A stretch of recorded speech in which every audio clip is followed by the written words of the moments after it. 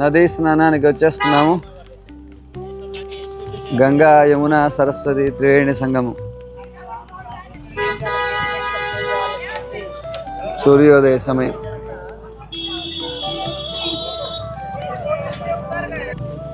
జై శ్రీమన్నారాయణ.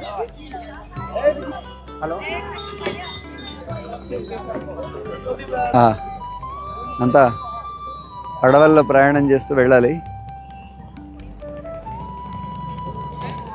బ్యూటిఫుల్. వంగ కడలు కడయిందా మాధవనై కేశవనై అంటారు. ఓడల గూడిన పాలసంద్రమును చిరిగిన సిరిమగని కేశవుని.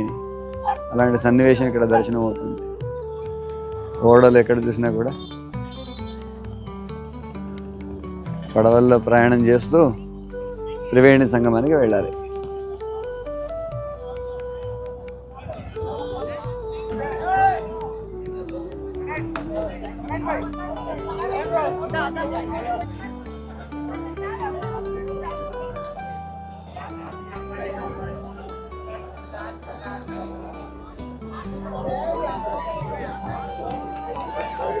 గంగా స్నానానికి అని వచ్చాము.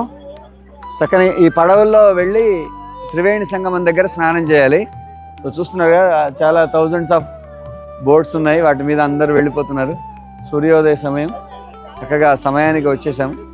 గంగా స్నానం చేద్దాం. మీ అందరి తరఫున సోమవారం మొన్న ఇక్కడ అందరికీ సంకల్పం చెప్పించారు కదా, ఆ సంకల్పాన్ని చెప్పి అందరూ బాగుండాలని కోరుకుంటూ స్నానం చేస్తున్నాం మహాకుంభమేళాలో.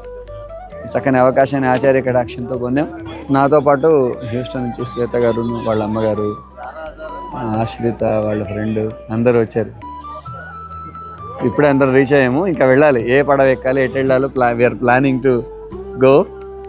So beautiful sunrise scene. Lot of boats are there. ఓడల గూడిన పాలసంద్రమును చిరికిన సిరిమగని కేశవుని కీర్తించారు అని. సో ఈ శరీరాలే ఓడలు. విష్ణుపోతం అనే దాన్ని పట్టుకొని మనం ప్రయాణిస్తామట. చాలా బాగుంటుంది.